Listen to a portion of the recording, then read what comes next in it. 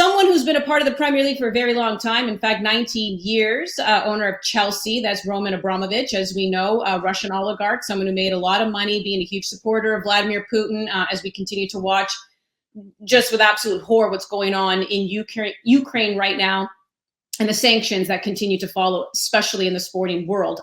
But the reason why he's now going to put up for sale, we're hearing it's about a price tag of about $2 billion, is because he knows that the UK will lobby financial sanctions now against certain Russian oligarchs. And he feels it's probably best for him to step away. And obviously doesn't want the club to get hurt, obviously doesn't want his pockets to get hurt. But here's the thing. So we know that there is a Swiss mega gajillionaire who's interested in this, Gareth. But immediately, Mr. Conor McGregor tweeted out that he was quite interested in this and he wanted to explore it. Now, we also know he's done this with your beloved club, Manchester United. Could this be a thing of beauty, a match made in heaven, or could this be a train wreck? Well, it would be a train wreck because, as you alluded to, Conor McGregor is a red. Like, he's a Manchester United supporter. Why would you want to go out and splash the cash for a club you don't even support? You know, I get the desire to go out and own a piece of, you know, one of the top footballing clubs in the world today. But if there was any play to make, it would be for Manchester United. I don't think he's rich enough, though, Andy. Like, you know, it's going to be, you know, a mix of reportedly a Swiss billionaire, an American billionaire. Like, that's the valuation. What is it, like $3 billion right now? Yeah. You know, I forget which comedian does the bit. Like, there's one thing being rich, there's another thing being wealthy, and wealthy is on an entire different level. And I don't know, unless, what does he have? Like, does he have rum or rye? What does he have? Like, unless it's doing exceptionally well. I'm not whiskey. That's it. Yeah.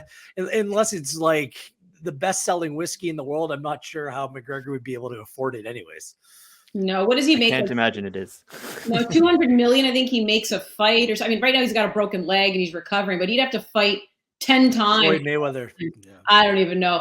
But Charlie, I don't know if you remember that pregame speech he gave the Boston Bruins a couple years ago in the NHL. Can you imagine what those pregame speeches would be like for Chelsea? There aren't, well, for one thing, there aren't a lot of greater matches made in hell for me than Conor McGregor and the Boston Bruins. But personally, I'm not a fan of him or of celebrity owners in sports, really, particularly. I don't think that that's necessarily great for the teams that they own.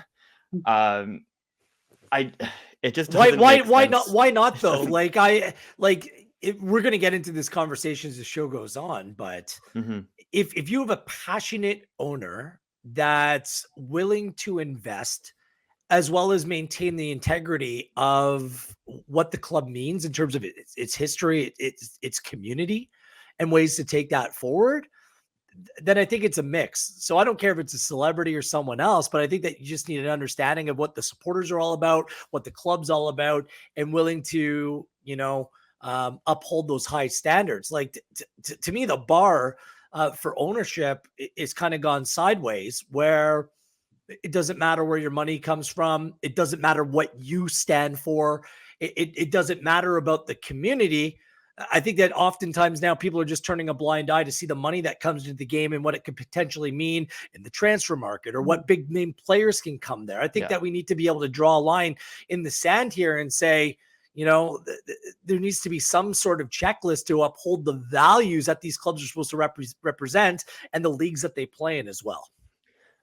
Yeah, but I think that those are things that you rarely get with kind of the celebrity owners, the vanity project owners that kind of come in, and it's sort of about them rather than the club, right? I mean, we all know that Conor McGregor is really good at personal marketing, right?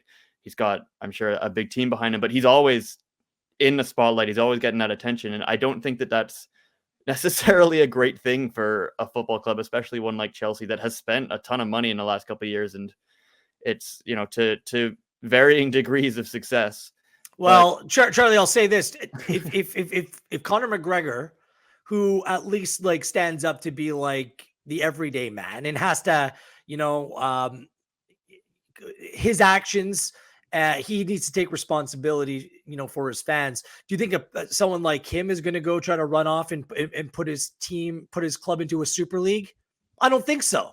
So we're dealing with with owners of wealthy clubs who basically are anonymous figures that operate in the shadows. Is that better? No, at least there's some kind of accountability when there's notoriety surrounding that celebrity. So I'll say that much.